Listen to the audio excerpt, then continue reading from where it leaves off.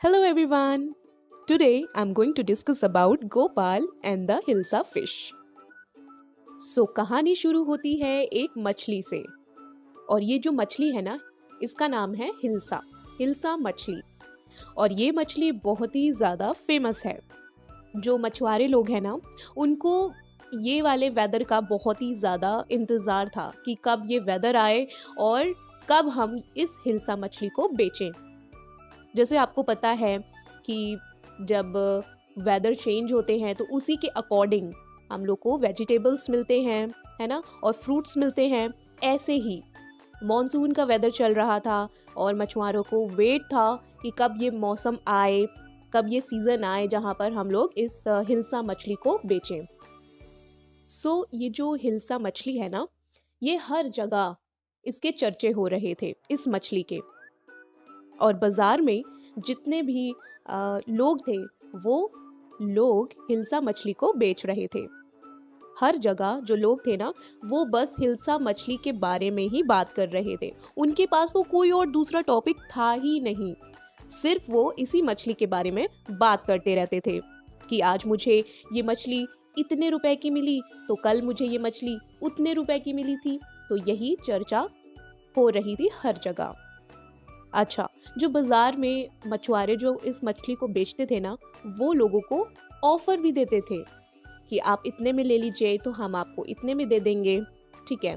तो इसकी चर्चा इतनी बढ़ गई यहाँ तक कि जो राजा का पैलेस था तो वहाँ के जो दरबारी थे ना वो भी हिल्सा हिल्सा हिल्सा करते रहते थे, ठीक है। हिल्सा मछली ऐसा है, हिल्सा मछली वैसी है, मुझे ऐसी मिली, तुम्हें कितने दाम में मिली। तो उन लोग भी ऐसे ही चर्चा करते रहते थे।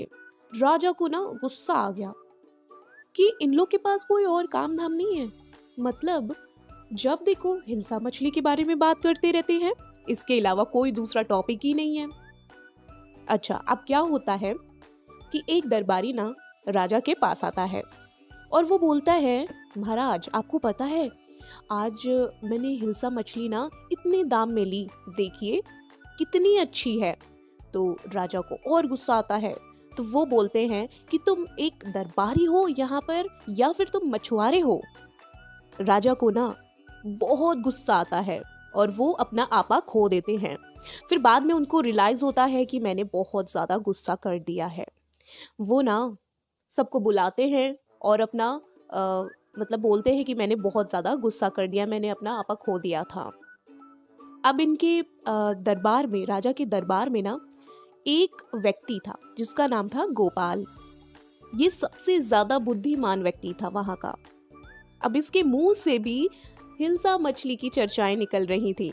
राजा ये सुन के बहुत ज्यादा शॉक्ड हो गए, मतलब गोपाल भी मतलब हिल्सा मछली के बारे में बात कर रहा है, जो इस दरबार का, इस पैलेस का बहुत बुद्धिमान व्यक्ति है, वो भी।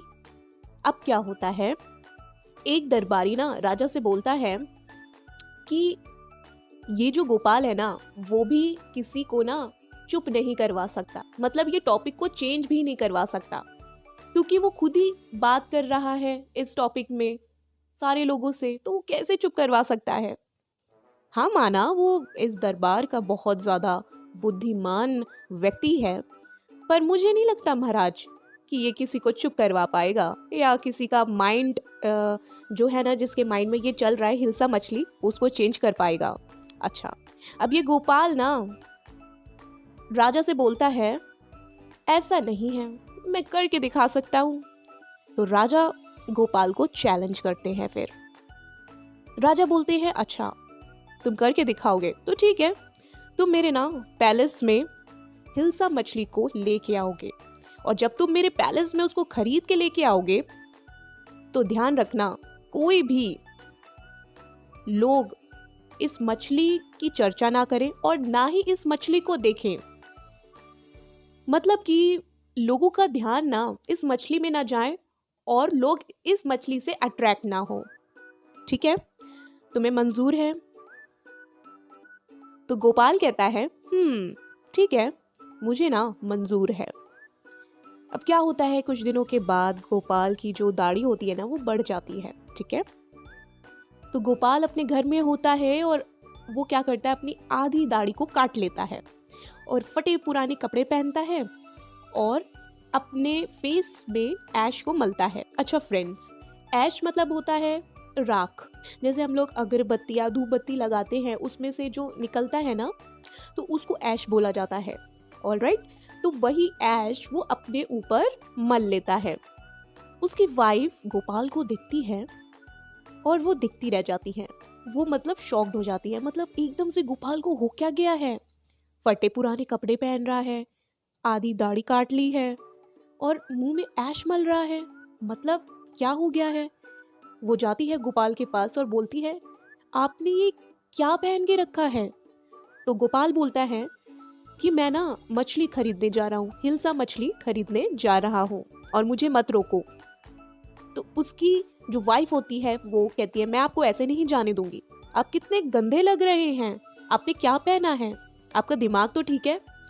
पर वो अपनी वाइफ की एक भी नहीं सुनता और वो अपने घर से निकल जाता है मछली खरीदने के लिए। अच्छा, गोपाल निकल चुका है मछली खरीदने के लिए और आसपास के जितने भी लोग होते हैं, मोहल्ले के, गली के, वो सब गोपाल को ही देख रहे होते हैं, क्योंकि गोपाल ने अपना हाल ऐसा ही बनाया था। ऑलराइट, तो अब वो जाता है, मछली खरीदता है, सबसे बड़ी मछली खरीदता है, हाथ में पकड़ता है और वो चलते चले जाता है। अब वहां पे एक छोटा बच्चा होता है, तो वो अपनी मम्मी को बोलता है कि मम्मी ये देखो कैसा लग रहा है ये आदमी, ये तो मुझे बड़ा मजाकिया टाइप का लग रहा है।